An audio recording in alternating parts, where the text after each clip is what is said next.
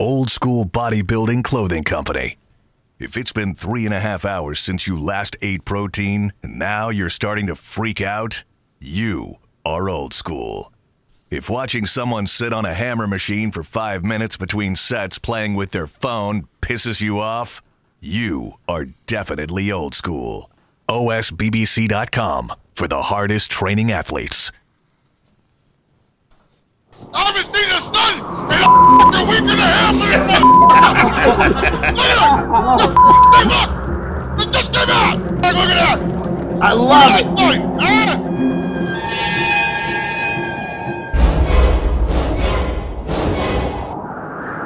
Welcome back, guys, again to After Hours. I am Dave Palumbo, and I'm only joined by Gregg Valentino today, or at least to start the show.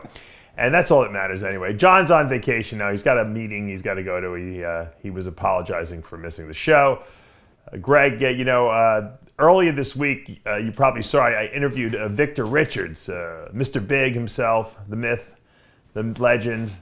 I asked, he really wanted to come on because he wanted to talk about Ed Connors, because he said that Ed was lying about him firing some gun into a cash register, which I gave him his due, and if Ed wants to answer that, he'll answer it. But I asked him about you because, I love the sponge story you tell about how you used to put sponges, and you're going to show the sponges in a minute. You used to put sponges on the Victor's arms because he used to oil himself up before training, and he used to use you as his, used to be a spotter at the gym. And then, so I figured, you probably spotted him a million times. I said, I got to hear the story from his perspective, because I figured it's got to be funny because he probably remembers it, and he pretended like he knew you, but he didn't really, you never spotted him. He always trains with the Barbarian Brothers, and it was like you were a non-entity. And I know that's not the truth. So first of all, why do you think he said that? And secondly, is it selective memory or what? First of all, he pisses me off, and he never that happened. That shit with the sponges happened in 1981. I don't know, maybe in 82. It was into 82. I remember it's the winter time out there. And let me tell you something. So 40 years later, I'm still he's pissing me off again. I stick up for that fat fuck all the time. I tell everybody, he's the pound for pound, the most massive bodybuilder ever, more massive than the big Ramy. And I still stick by that. Okay. Right. I'll give him that due. But he's a fucking troublemaker and a liar. And Ed Connors will even tell you that. He lies. The fucking story I told is 100% true. And Victor, if you're watching this, I'll tell you right to your fucking face. You stop doing drugs. Stop doing whatever it is that's making you fucking wacky. Now listen. Let me nutshell it really fast. He treated me like shit. And I think he's embarrassed by it. He treated me like shit. I was treated very poorly. How old were you at that time? You were young, right?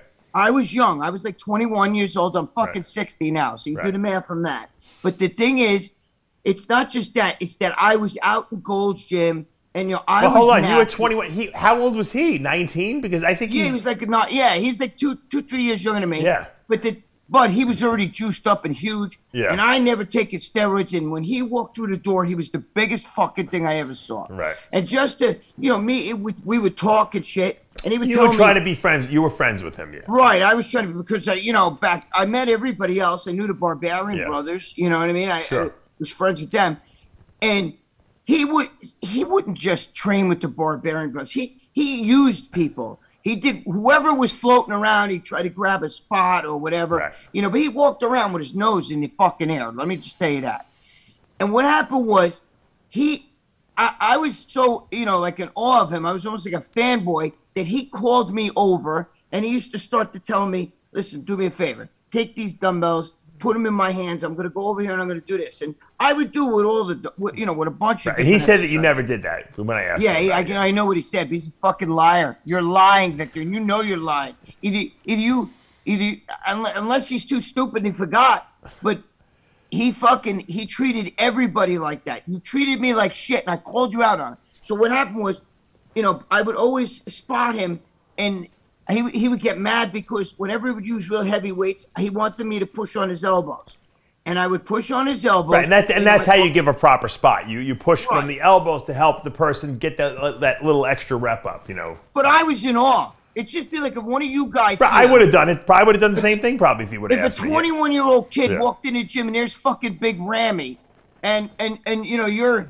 I mean, I was already built and everything. Sure. I'll tell you who else was there. I think Samir Banu was there. Dave and I were talking off the thing, and I was telling a bunch of people. We should ask Samir. He probably remembers. Bean. Samir remembers every detail of everything that ever happened to him. But I gotta tell you though, he came right after it happened. I actually thought that Samir was gonna jump on me. This is before I became friends with Samir, because after I had the tiff with Victor, Victor went outside and I could see him still where the front door was outside. You know what I mean? And he was bitching about me. I could tell, and I'm like, holy fuck, am I gonna get jumped and shit?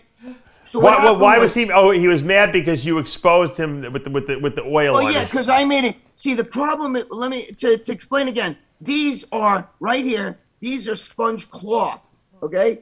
These are. UFO brand, by the way. Yeah. Right here. Look. See these? They all fucking. It looks like sandpaper. Is what it looks like.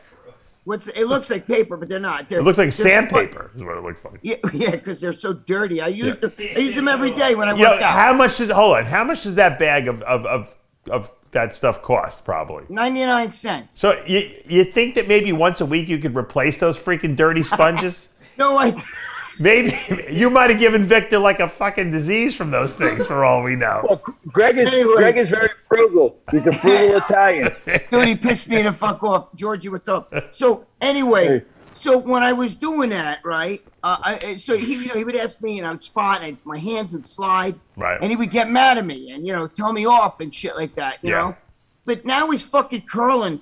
Not curling. He was doing this time that this happened. He was inclining like dumbbells, and they were like 240 or 260 pound dumbbells. Let me stop you. I don't want to break your train of thought, but you know what? I remember back in the 90s, early 90s, late 80s, when you would go to the gym, I would see big guys in the locker room, and you're right, they would be putting like oil on. I actually smelled the stuff that you would see at the shows, that hot stuff. Yes. They'd put that crap on before training. My eyes were burning me because I had contact lenses in. It was hurting me so much. I couldn't believe people would put that on before they actually trained, but they did. Does that stuff go through your skin?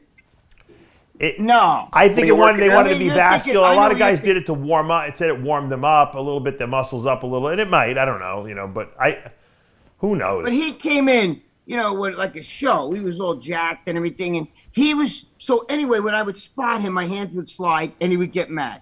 And then he'd ask me to lift these ridiculous dumbbells up to him, and I weighed maybe 165 pounds, right? And he was fucking lifting dumbbells that were 100 pounds more than my body weight, So I had to get him and lift him and and help him. And I was starting to get mad already because I felt like, I'd be in the middle of a set, and he'd be like, hey, come on, I need you, come, let's go, And anyway, so. But you probably loved it because he was paying attention to you and everything like that. It's just the disrespect that drove you crazy afterwards is what we're going to get to. Of course. Yeah. I loved it at first. I loved, because he would, I am talking to the biggest dude in the gym, and, back then I was obsessed. Right. So I came up with this idea, let me take these sponge cloths, put them on his fucking, I keep them in my hands like this, see, when I train. Yeah. So I put them on his arms, and I push it up, and voila, it worked. I think, Greg, I think you should make your own, sponge, the Valentino sponge cloth or something like that. Maybe you could have it with some finger attachment so it could wrap around your finger so it won't fall off your hands, but yet it still can flap around. It'll just you know what? You have to wet. I wet them, so and then I dry them out so they're damp. They actually stay there. Otherwise, if they're dry, they don't move. They don't move right. I can't. Well, that's what I'm saying. If you had some finger attachments to it, they hooked around your fingers or something like that, then it wouldn't matter if they flapped in the breeze there, so to speak. But I guess you're right. But boy, they stink. we got to have one of my guys in Pakistan make you a prototype or something like that. Yeah, print on them, and then print. You can print on them. There you go. Momo pads. Momo pads. But so listen. So now I helped. It worked. And the Barbarian brothers were right there. David Barbarian says to me, what are you putting sponges on his arms for? And I said, because he keeps bitching that my hands are sliding because I'm pushing up on his elbows. And they start laughing. Victor's walking up. Dude, what are you oiling up your arms for? And instead of him getting mad at them for fucking breaking his balls, he got mad at me. Right. So he starts fucking telling me, shut your mouth, little man. Shut your mouth, little man. You know, mind your fucking business. And by that time, I'd like had enough. You know what I mean? Yeah. So I said my infamous line that I told you I said to him, bro, I'm from New York, man. I'm not afraid of you. And I was going to kick him in the balls, you know? I mean, he weighed like 300 pounds. He could have thrown me like a shot. Yeah, and he was you know? well trained in fighting, according to what he told me, you know. So. Oh, he couldn't fight. I saw fucking Mike Christian. He said he intimidated Mike Christian, and Mike walked away from him because he was trained by some fucking lethal guy. Oh, my God. He didn't. No, did he say that? Yes, he did. I swear to you. No, he didn't say that. Yes, you listened to the interview. No, he did not. He did. I'm telling you. Dude, he was so scared of Mike Christian. I saw him, Mike Christian, him in an argument. You know, in the back door. See, I don't know if all that looks like that anymore. But they used to have a bay door directly straight from the front desk. Yep. Look straight That's back. where the good mirror was. Yeah. There was a back door. Right. That's the mirror that Tom Platz used to oppose. Yeah. So there was a back door, and they had a gate, like a schoolyard fence. Yep. And Victor had his fingers on the schoolyard fence, talking to Mike Christian through the schoolyard fence. You know, like say, I didn't do it, you know, whatever. They were arguing about something. Yeah. And Mike Christian told him, get the fuck out of here. I swear to God, I'll come out there. And he moved. And Victor fucking, he's so full of shit. He was skilled in fighting. Dude, he was 300 pounds. And you and I both know a 300-pound fucking guy, I don't care who you are, you're going to be gassed out in 2 seconds. Yeah. Anyway, it doesn't matter. Yeah. Christian was a bad dude. Mm-hmm. Okay? And if he was so bad, I was 165 pounds. Me and him had that argument. He embarrassed himself. That's why he doesn't want to. He doesn't want to remember. You're a liar. I'll say to your fat fucking face, you're fucking lying. He knew he could have fucking. If he was so badass, he could have jumped on me there. I was 165 pounds, right. Dave. He could have sat on me with his fat ass, and I wouldn't have been able to get up. And he's not fat. But you know, I'm pissed off, so I gotta say. Yeah. You know. Yeah, you're from New York. You gotta embellish That's the right. story I told him bit. that, bro. I'm from New York. I actually thought I'll kick him right in the fucking nuts if he comes after me, punch him in the head, and then run. You know what I mean? But you know, then I see him outside he's like standing outside at the beginning of the door where the parking lot is, and I see him talking to Samir, and he's like going on, and somebody else came up. There was Samir was with somebody else. And he's telling Samir Banu, I could see him, and they're all looking in at me. Now, later on, I became friends with Samir, you know? Right. But I'm thinking, holy fuck, I'm going to, you know. So did the whole thing get squashed eventually? Did you become friends with him again, or no? Yeah, then later on, he said stuff to me like, hey, you know, you look, you know, like a couple of days later, I'm working out in the gym, and I'm ignoring him, though. You know what I mean? And he tells me, yeah, you know, you look pretty good, you know, that's it. You know, just like that shit. All right, well, that was his way of apologizing without apologizing, obviously. But wait a minute now. Check this out. Years later, he's so full of shit. He doesn't remember. Dude, he worked with me and Joe Pietaro at Muscle Sport Mag. Oh, really? But years later, when I owned the gym, right, and I used to run those shows for the NPC. Right. Because remember, I was there before Weinberger was in. I was there when corrupt Carl Campagna was the fucking. I remember Companion. Yeah. Right. I was. Me and him didn't get along either. Like he was a piece of shit.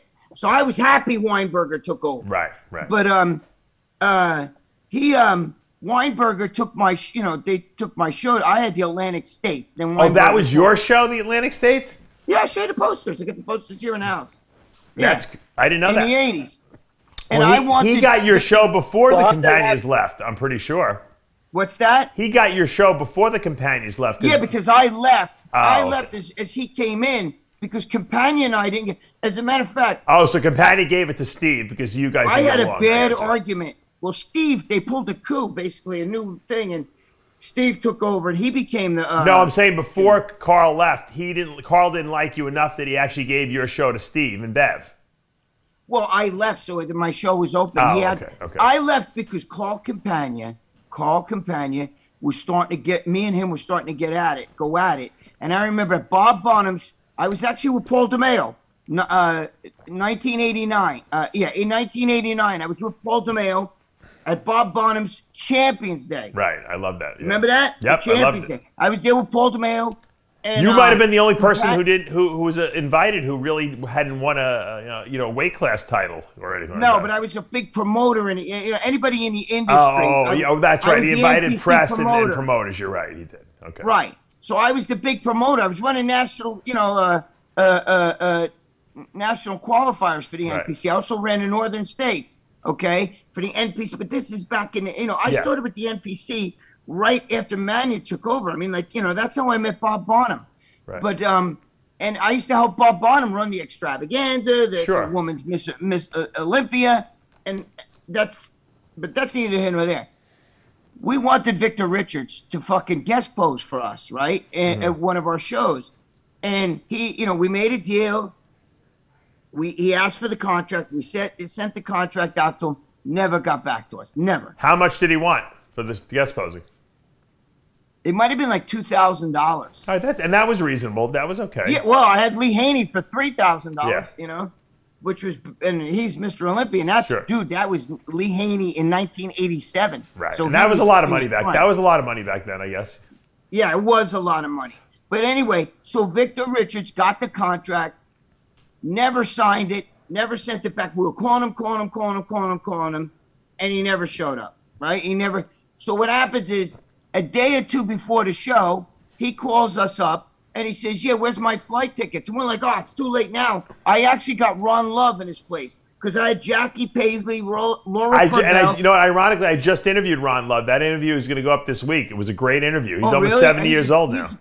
He's a great guy. Oh, awesome. He's got some great stories, too, by the way. Yeah. But I had Ron Love, Jackie Paisley, Laura Cordell, and Vince Taylor. Okay. All four. Good I lineup. had all four of them at that show. But Ron Love never would have been there if it wasn't for the fact that Victor Richards fucked me. Right.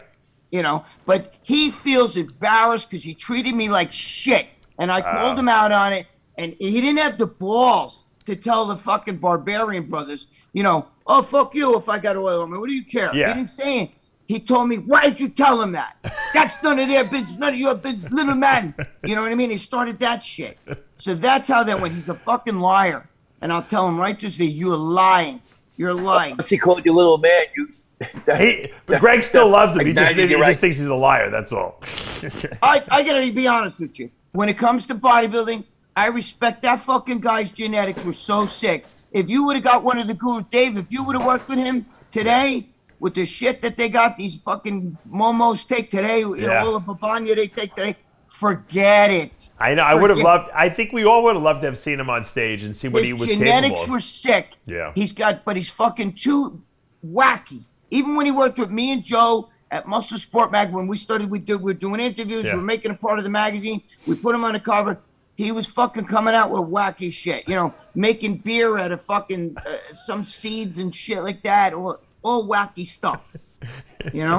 So that's the name of that. You know what I always say? He made so much money not competing that, I mean, can you blame the guy? Maybe he was afraid that if he competed and he didn't do well, he would have made less money. But I think that if he would have laid it on the line with his genetics, he probably would have made a fortune. Well, you know what it is? He has a fucking ego, believe me, a huge ego. So he couldn't, when he did compete and he was losing to guys like Lee Labrada, who weighed $182, he couldn't handle that. You know what I mean? Like, come on, I'm bigger. A lot of these guys out here that are watching this, they think just because a guy's huge, he should win. You know what I mean? Well, he couldn't diet. He couldn't diet down. That's why he couldn't follow the diet. George, he's a head case. If you knew him. Was that like Big Ramy? Big Ramy finally got, because he had some. Big Ramy's went with him way leaner than Victor. Oh yeah, but I'm saying, you know what though? I have to say, diet. If I was Victor Richards and I was making the amount of money that Joe Eater was paying me, and I was doing guest postings on the weekend, making $2,000-$3,000 a weekend, and he did a lot of them. Especially in Europe, he probably was charging way more than that even.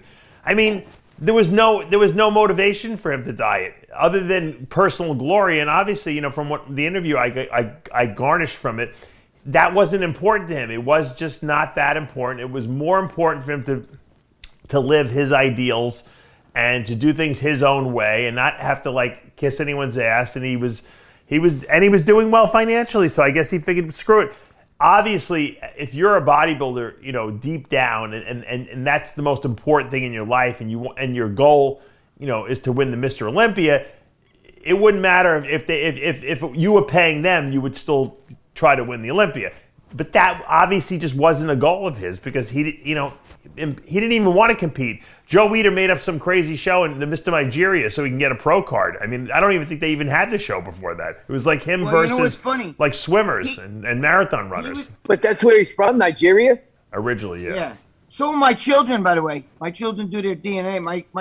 My children's grandfather on the mother's side's black. But Wow. here's the thing. He fucking can't stand the fact that some guy smaller than him could beat him in a bodybuilding show. He was into just training for size. He didn't really have intensity. I mean, he lifted really heavy. But it wasn't like he sat around like, God, let's do this, you know. He'd be like looking around, you know what I mean, and shit like that. He wasn't like trying to kill it in the gym, you know? I mean, he walked in, he'd wear a do-rag, he fucking, you know, he'd have oil on his arms, he was huge. He walked in with his nose up like this, you know, and I remember when I saw him, for the first time, I was like, what the fuck is this? You know, I saw Rory Liedlmeyer, he was humongous. A lot of those other guys were humongous, but this guy was like in a different world. And I'm going to tell you something. Big Ramy, yes, he's broad, he's wide. But Big Ramy, and he's got like retarded looking legs, but I can guarantee you his legs don't measure what fucking Victor Richards did. And Victor Richards' legs were as round as a 45-pound plate. Like if you cut his leg like this, it would be round as a 45-pound plate, dude. And the thickness, Victor Richards, without even trying, was through the chest. Like if you stuck a sword in his chest and it came out his back, it wouldn't come out the back. It wouldn't come out the back. Right, it'd be big. See, whereas Big Ramy's more flatter and you know he's broader. Yeah.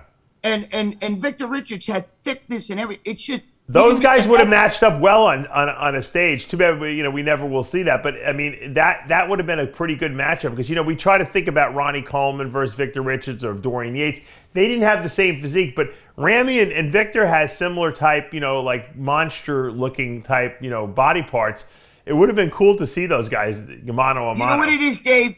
Dave, he's a gym rat. Right. And that's what it was. He liked going into Gold's Gym, getting the attention because he was so big. If you saw what he looked like at 16 years old, he was a fucking monster before he ever took steroids. He was one of those freaks that, you know, lived over there in, like, you know, Africa at one point, and he was, you know, curling fucking, like, sewer caps and lifting rocks. Richards. And he had an unbelievable physique. Unbelievable. And when he came here, he started hitting that fucking Babanya and all that other shit and hanging out with all, you know, those guys. He just liked being like the Barbarian Brothers. They didn't have to step on stage. Yeah. He just didn't know how to hone his product like they did. You know what I mean? Right. He would have been better off. Crazy Lee front Haney double bicep he had, you know, crazy front double. Dave, Lee Haney once told me if I was Tom Platz, I'd get on stage and I'd do nothing but fucking leg shots. He said, I wouldn't even let them see my upper. Because his legs were so That's freaky, morphed. everybody would be like, holy shit. And he's right because he used the example of Arnold. He said to me, did you ever notice Arnold does the double bicep, then he'll do the pointer, then he'll do a twisting double bicep, then he'll do the side, you know, everything when Arnold was double bicep. You know, you didn't see him doing overhead abs or he'd do it for a split second because you have to, you know what I mean? Yeah. But he said, dude, Arnold knew how to hide his weaknesses. You didn't see Arnold posing his legs. His legs were just, they were like statues. He just stood there, right, and then everything would be pivoted at the hips.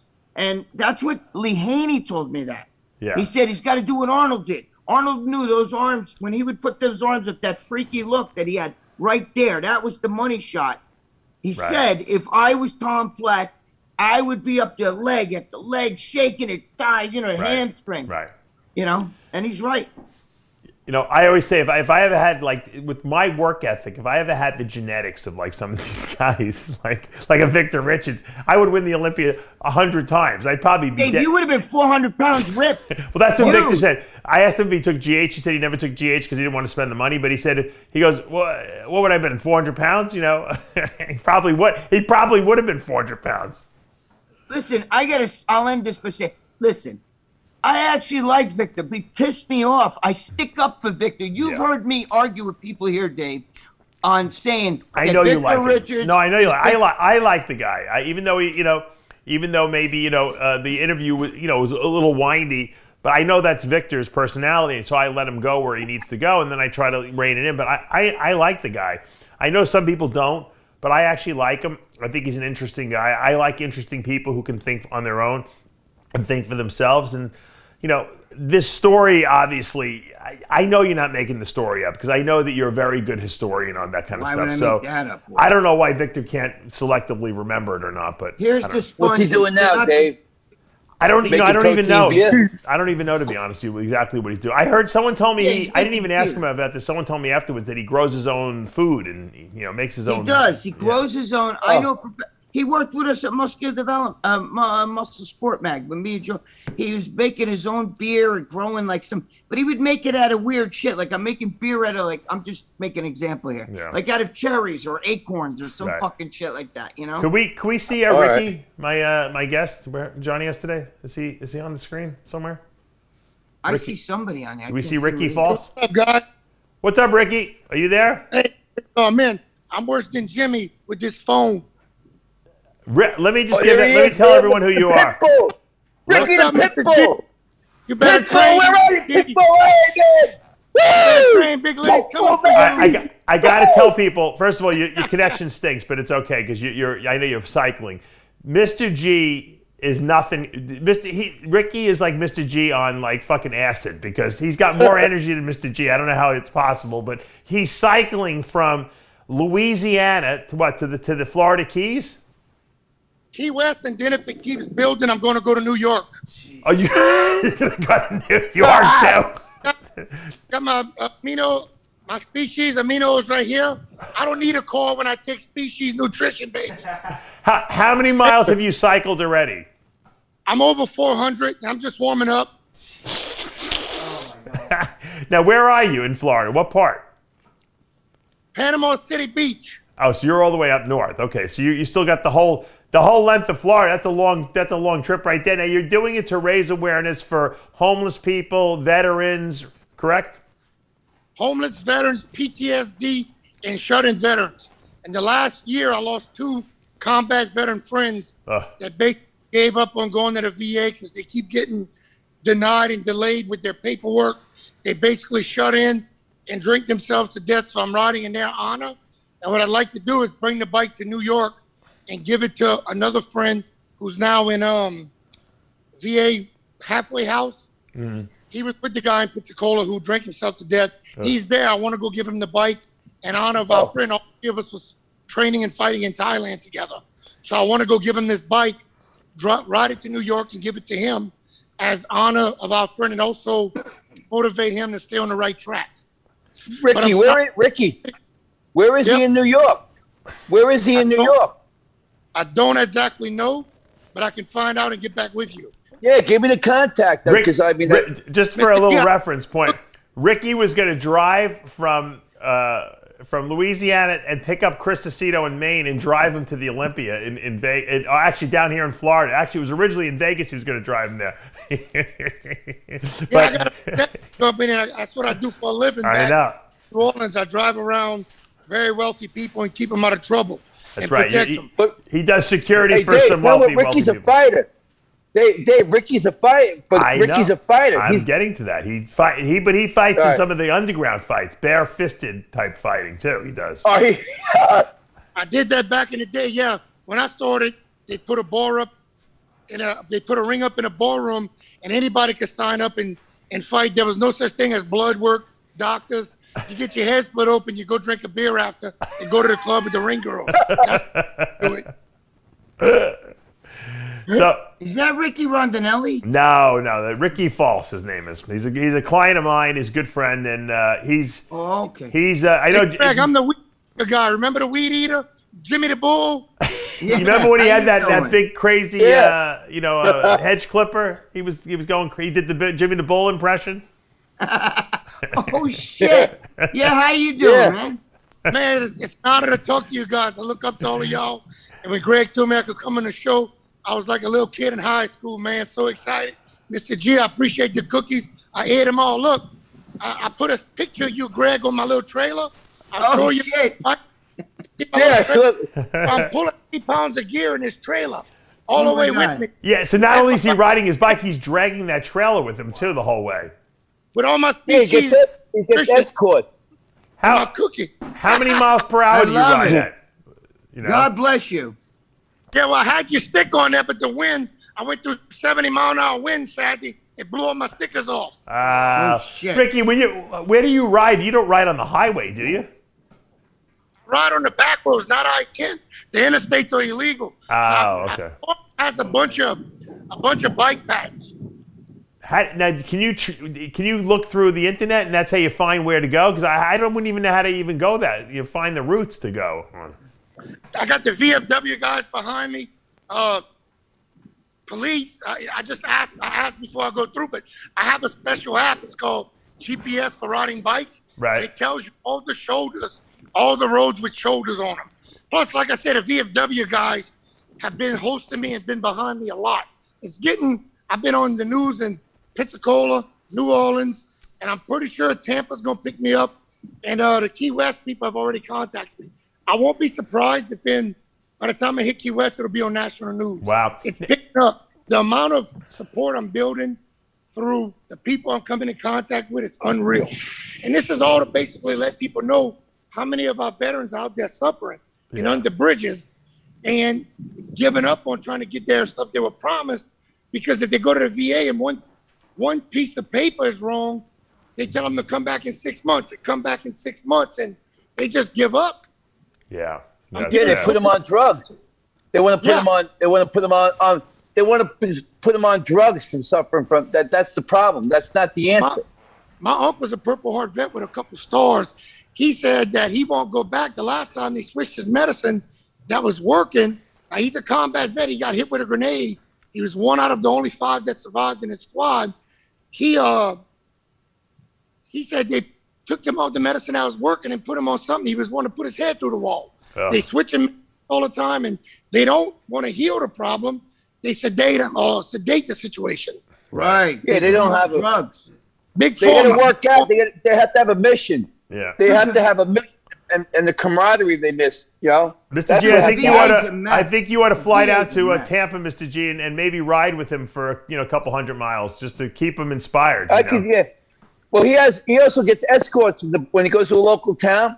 The police escort him. No, I know. But I'm saying you ought to go down just to do like a little, Mr. G motivation toward the end of his trip, where he needs that extra push, And go chase Big Lenny with the bicycle.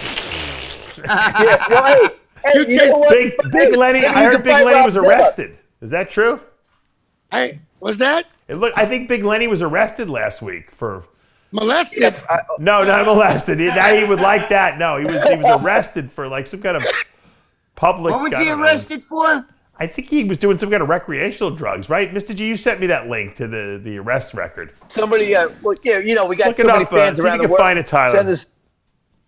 I'm going to say it's probably some type of, I don't even know. Maybe it's actually for a prescription drug. He might have been doing GHB. Who knows? I don't know. I haven't heard from him. What is GHB? What is that? Gamma hydroxybutyrate. It makes you a little, gives you buzz. Oh my God. GHB. What is it? Is it like acid? What is it? No, it tastes like gasoline, but it gives you like a little buzz, Dude, Dave, I had a friend of mine that fought in the cage, and he did that right before he went into the ring. He G'd out in the middle of the cage fight.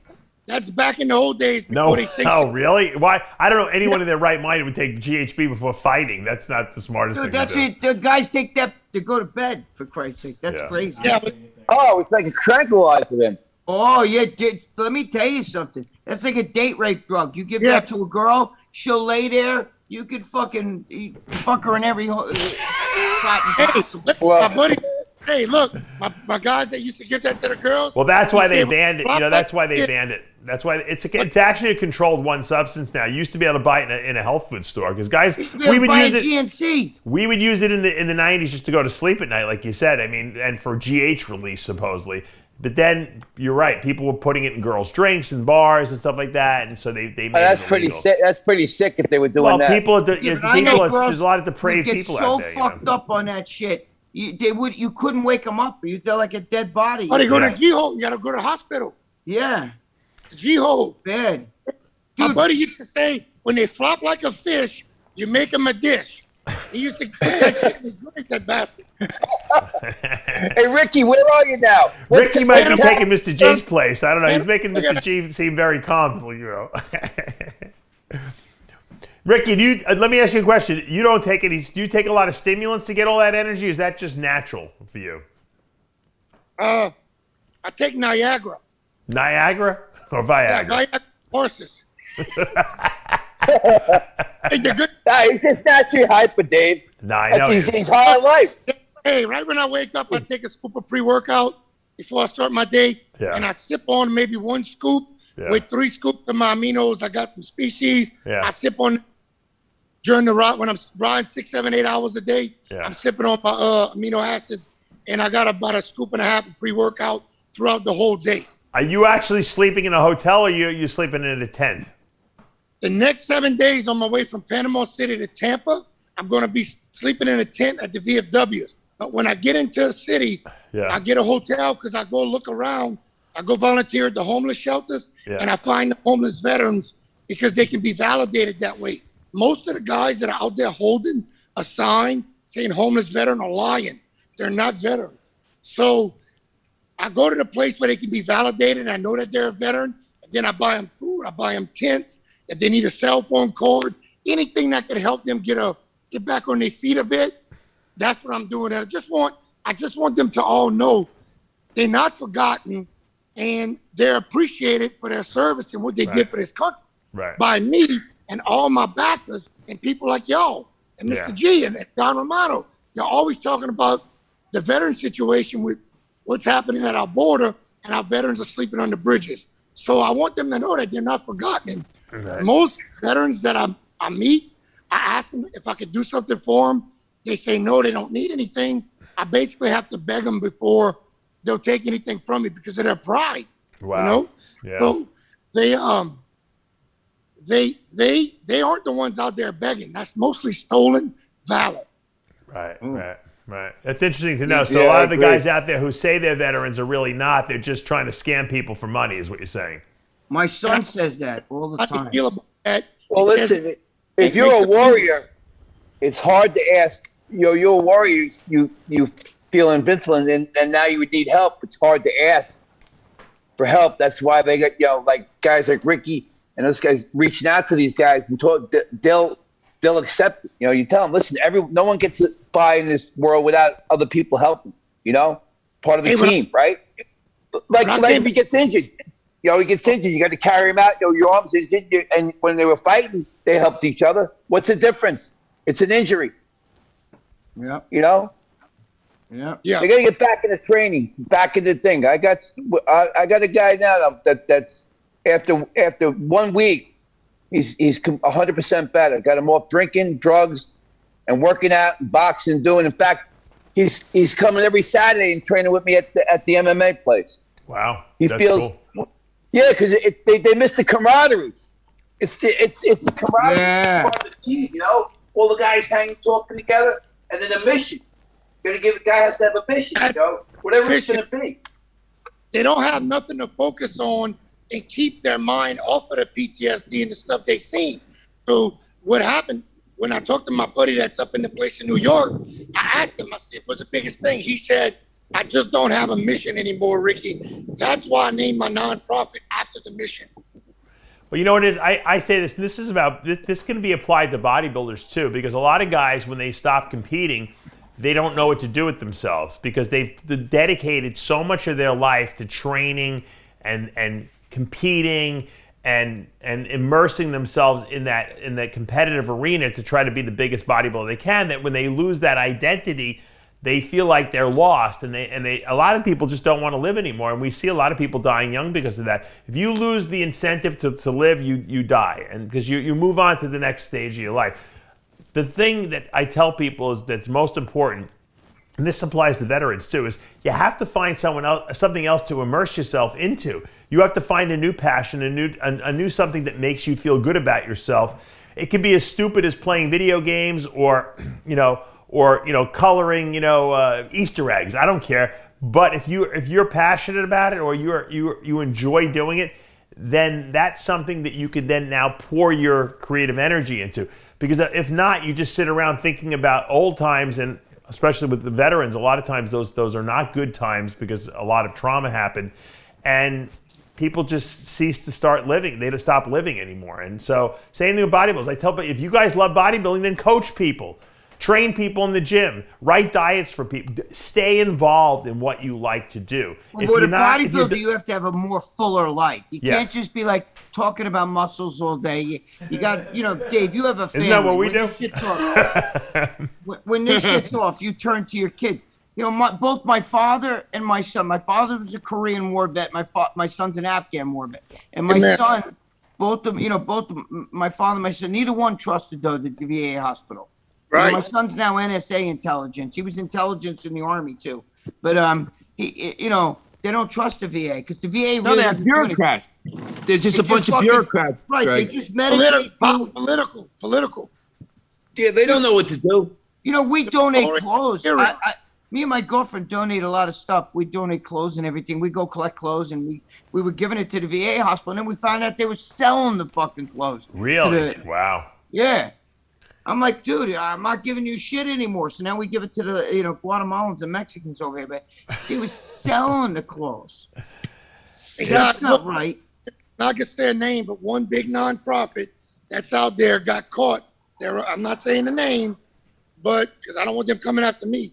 But they were giving 60% to salaries, $100,000 a year salaries to the CEOs. 30% was going to these big extravagant parties, and 10% were going to the veterans that have been wounded. Wow. Leave it at that. You can put the two together. But they were under federal review or something because where the money was going. Now, look, I paid for my bills 3 months in advance with my tree company. I did well with the hurricanes and with the ice storm in Dallas. My bills are paid 3 months in advance by my own business, which I put $4,000 in my own business to be able to come do this bike ride. So I never want to be looked at in that way. I'm not taking a penny out of this for my personal issue. I'm using some of it that I get donated to my Rig Fit. I'm using for my own cost, but the stuff going into the nonprofit, that's for the veterans. I won't touch it. Yeah, that's great. I think what you're doing, Ricky, is amazing. I know it's going to be a tough ride, especially going through Florida as it gets hotter and hotter too. And I want you to know that we're praying for you every day, and I want you to stay safe on those roads and bring that awareness to these veterans. They need it. You're doing a great thing, and if there's anything we can do to help you, any of us, you let us know, because I know you're going to be heading this way at some point. We'll have to get you on camera when you're down in Cape Coral. But I was hoping the alligator, but you said he's gone. Well, you know what happened? It's been so dry here that the outdoor pond actually dried up to nothing. I think the alligator went into the canal behind my house. So he flew south. Unless you're going to jump in the canal and start chasing full-grown alligators, you're probably not going to find anything. Yeah, I catch them on side the road when I ride my bike. When I ride in Louisiana, they suntan, and I got to go around them. But look, I was going to catch the alligator and then get off camera and get some Popeye's fried chicken and come back on camera and say, man, this alligator tastes good. You know what he was saying to me? He sends me a text message. He's like, start feeding the alligator marshmallows. I'm like, marshmallows? He's like, yeah, start throwing marshmallows in the water, because this way he'll know that you're feeding him and he'll come to you. So when I get there, I can just jump in the water and grab him with a marshmallow. I never knew that alligators like marshmallows.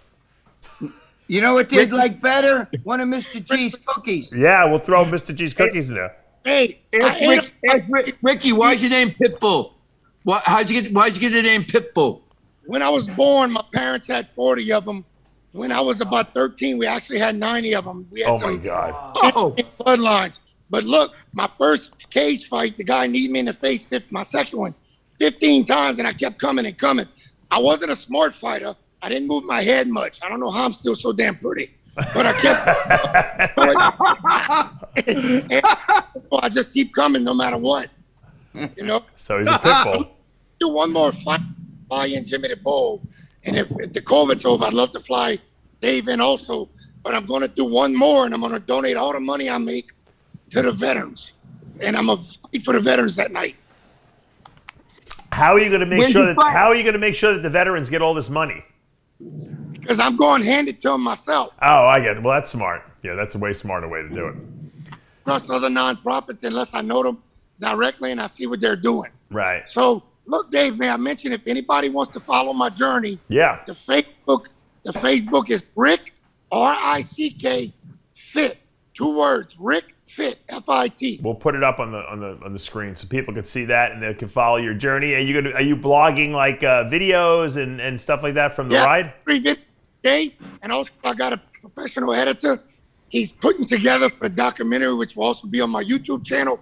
Cool. Rick Fit Extreme. That's with an X, not an E. Okay. Rick Fit Extreme. But everything's going to the Facebook first. Well, you know what? If you get into this area, we'll have Tyler get his drone and follow you maybe for a couple miles, and so we got some footage you can use for the footage. That's cool. We'll put it up on the after hours, but then you can take the footage and use it for your documentary too. So.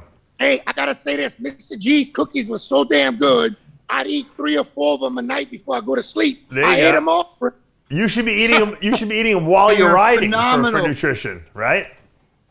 I did during the day, but at night I'd get a sweet tooth. I'd eat all the cookies. You have to carb up for the next day. Mr. G, send him more cookies. Come on. I'm good. Those fucking cookies were amazing. I need the 1,500 calorie ones. I'm losing weight. He needs the jumbo Palumbo ones in the big tin. Hey, Dave, check this. MrPotsProtein.net. What? I didn't know that Ricky was going to be on the show. I know. I surprised you. I bought this shirt yesterday. Look what I'm wearing. Oh, yeah. Thank the veterans. There you go. Mr. G. You see that made in USA? I bought that last night. Ricky was connected, baby. So we're veterans. Woo! It's amazing. Ricky's in the middle of nowhere, and his camera's still better than Mr. G's. he's like in a meadow somewhere, and Mr. G still can't get a good signal through. Hey, Ricky, Rob Zilla wants to fight. Maybe you can fight Rob Zilla. Make it happen, Captain. I'm game. Maybe he could referee your fight with Big Lenny, Mr. G. No. We're having a real. I found a venue in Miami. I didn't know that. And pay-per-view by Evan Bright. I got the whole.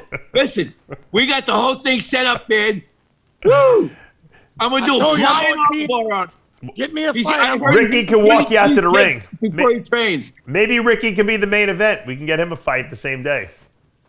Yeah, well, we're gonna hook up. I'm gonna get other guys to fight. I want to make a whole thing out of it. All right. Well, Mr. G is gonna be a promoter now. Mr. G Productions presents. Yeah, I got my brother involved. Oh no! Oh no! Yeah. I told him, listen, Rob, if we pay per Biggie view, Smalls, Don King. 50,000 people at $20 a pop. That's $1 million. You know how many people are gonna want to watch this? You'll sell 10 subscribers, and they'll bootleg it all over the internet. They can't bootleg it. What's Rob doing? What's Rob doing? What's he gonna do? What's his thing in there? Is he gonna fight? He's gonna fight. No, Big Rob. Lenny. Rob Dilla, you mean? No, you're Rob. Your brother. No, he's gonna be the promoter. The promoter. Put the money up. Okay. Yeah, see what's happening now? That all the fighters around the country, the undercards on the UFC, they can't get any fights anywhere. 80% of the fights have been cut out by these undercard guys because of the stupid virus. None of the states let them fight except for Pennsylvania and Florida. Yeah. Florida has. We gotta. You can soup this up, Dave. I'm doing this. Look, you know who my coach is? Shorty. He's one of the top MMA guys in the world, and he's one of the top coaches. He's about 5 foot tall with a pink mohawk. They call him Shorty. Oh, he's great. I don't know. I was watching Big Lenny walking through the streets on video of Miami, and he can barely walk. I don't know how. I don't think he's going to last 30 seconds with Mr. G. To be honest with you. No, yeah. Wait, yes. First of all, he's going to come running at me like a football player. Goldberg from the WWE. He's going to run at you. Look, it'll go 3 rounds. I'm not going to. Once I. Are you going to give the fans the money's worth? Is that what you're going to do? You're going to carry him for 3 rounds? 3 rounds. Yeah, you ever see these? You ever see these? I forget what it was. It was like I forget what movie it was, where the guy had to pick the guy up off the canvas. He's like, "Don't fall down yet. I didn't want to hit you that hard." You know.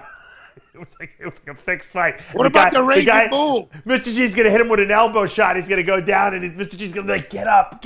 It's only 30 seconds into the fight. Get up." Listen, I got my first stripe yesterday in jiu-jitsu. You did. How'd you do? They give you stripes, so it usually takes like 6 months to get your first. I got it after 1 month. Wow. Hey, That's You what got your brown belt already? What? Did you get your brown belt?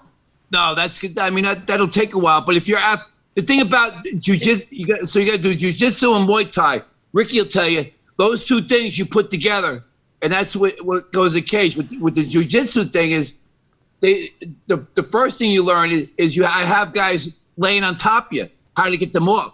Right. You know. And the first thing a guy does, on top of you, he's going to enjoy it too much. Oh, he's done. You know, Rick, he's going to try and choke you. Great, choke me, motherfucker. Woo! Hey, listen, choke me. Boom, boom, boom, boom.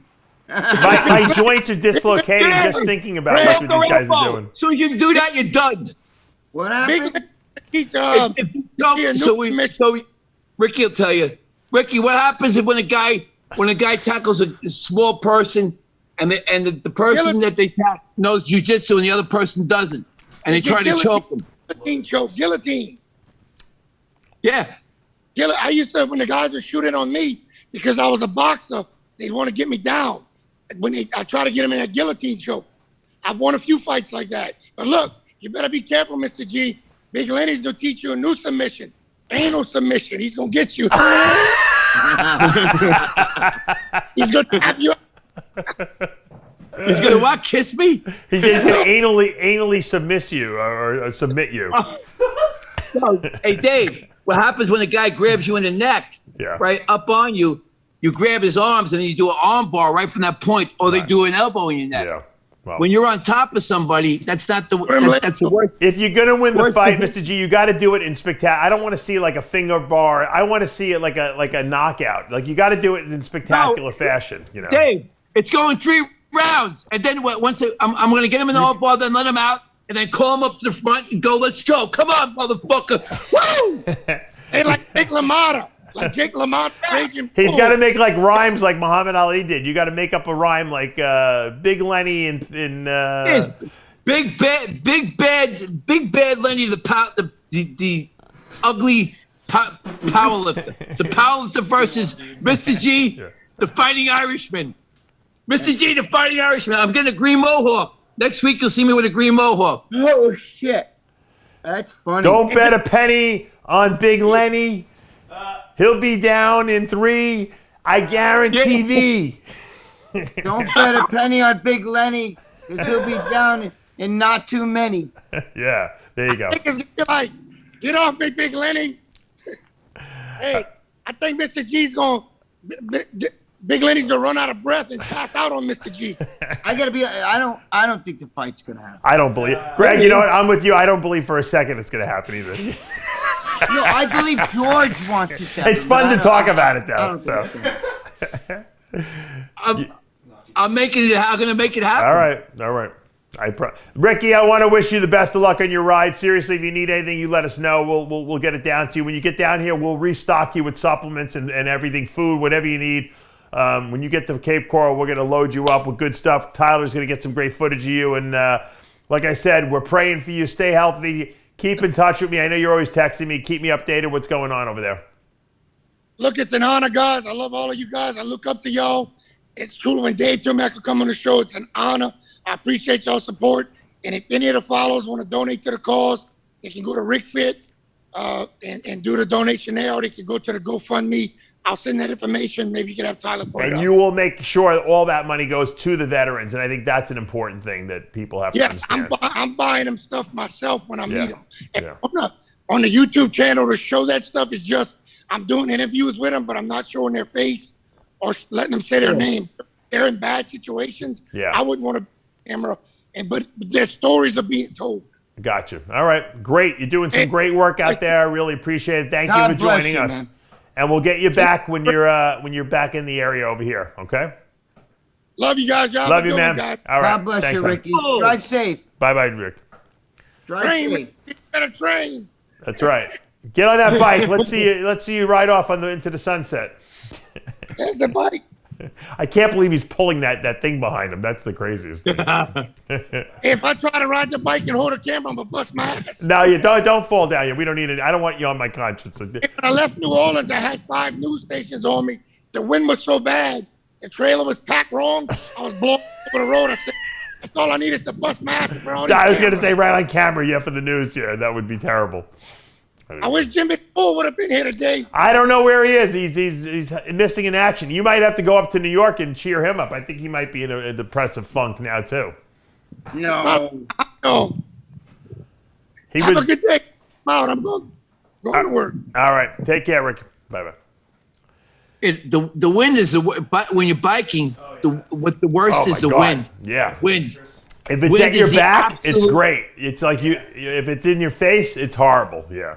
Absolutely, it's devastating. Yeah. It's so. Which way does the wind usually blow? From which direction to which direction? I know it changes, but what? He's going. I guess he's going south once now he's in Florida. So I hope the wind is blowing at his back because Where is he otherwise. from? He's from Louisiana. Oh, okay.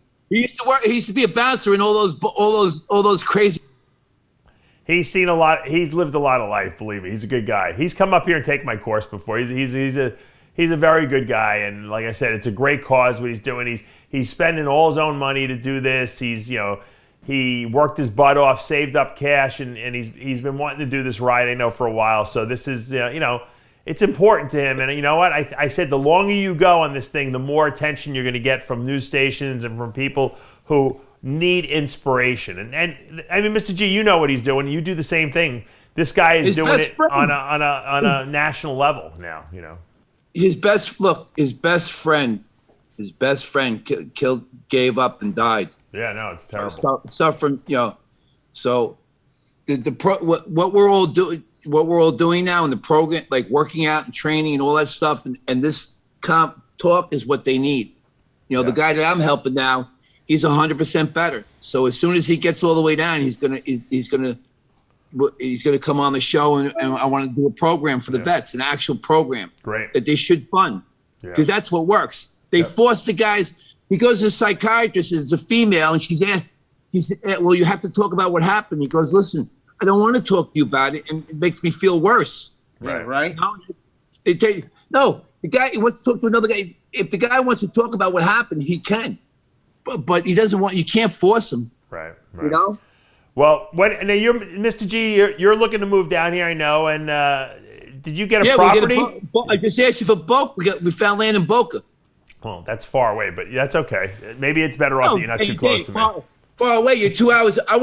You're 2 hours away. I want to be. I want to be where there's waves, surf too. No, I know. Yeah, we have no surf on our. I can teach you how to surf. There's no surf on the West Coast. No. Yeah, you need to be on the East Coast for sure. I mean, there's waves there, but it has to be storms and stuff. Dave, how far are you away from the ocean? Well, we're on the Gulf side. So there's the Gulf of Mexico is where on the west side of Florida. On the east side is the Atlantic Ocean. Half hour, not even.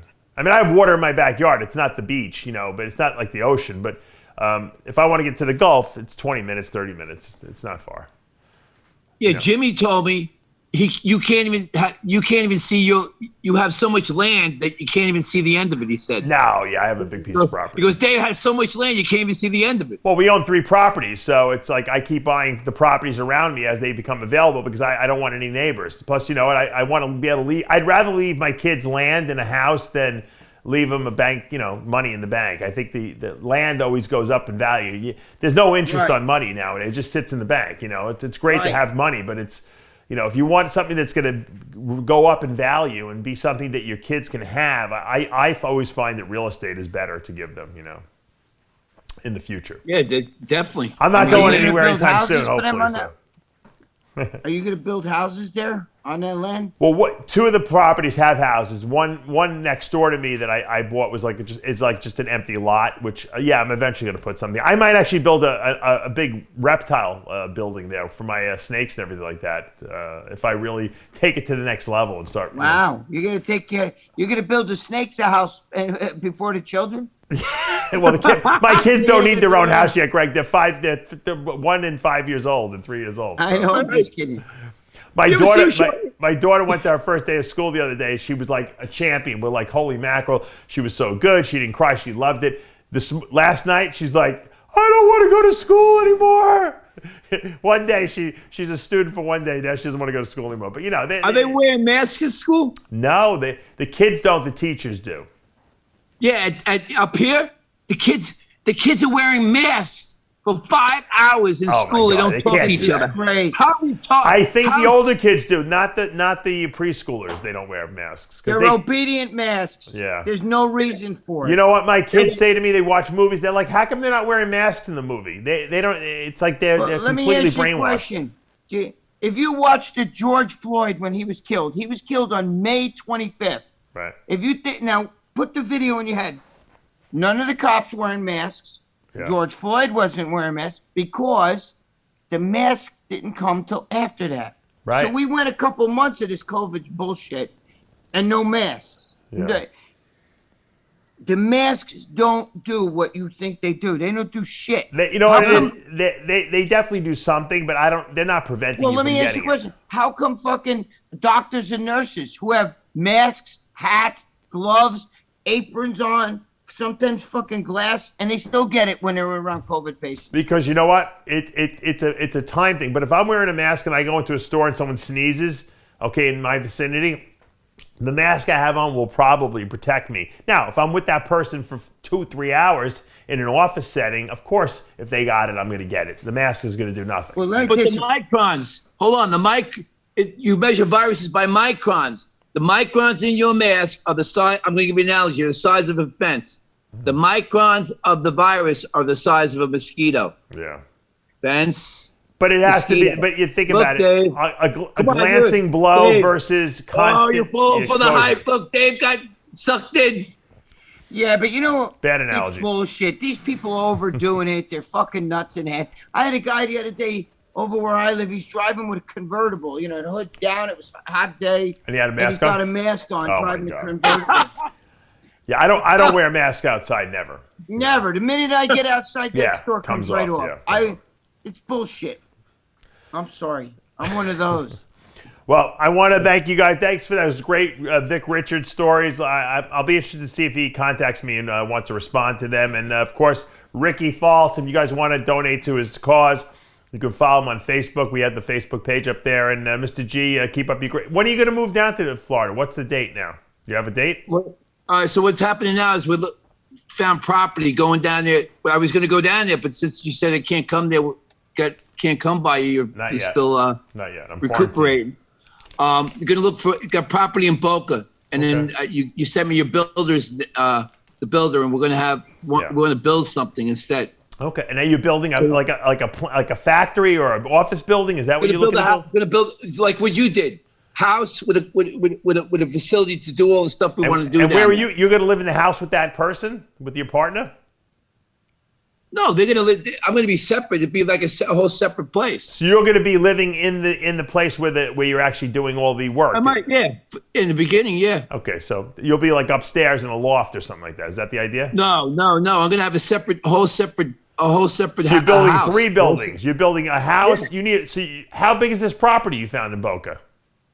I don't know how big it is. I think it's like 2 acres. All right. I mean, to put 3 buildings on there, it's got to be pretty big, I would think. Yeah. Yeah, we're gonna. It's gonna be done. It's gonna be done right. I know what needs to be done. You know, and look, but the company is growing anyway. So by that point, you know, a lot of things are gonna happen. But I want to be down in Florida for business purposes anyway, because these blue states.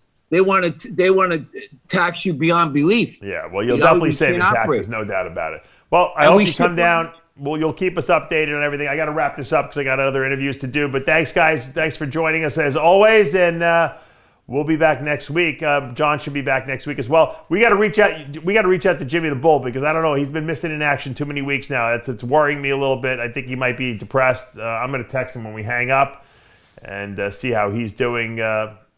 Have a great week, guys, and we'll reconvene next Tuesday. All right. I love you guys. Love you, man. All right. Okay. George, if you look at the new talking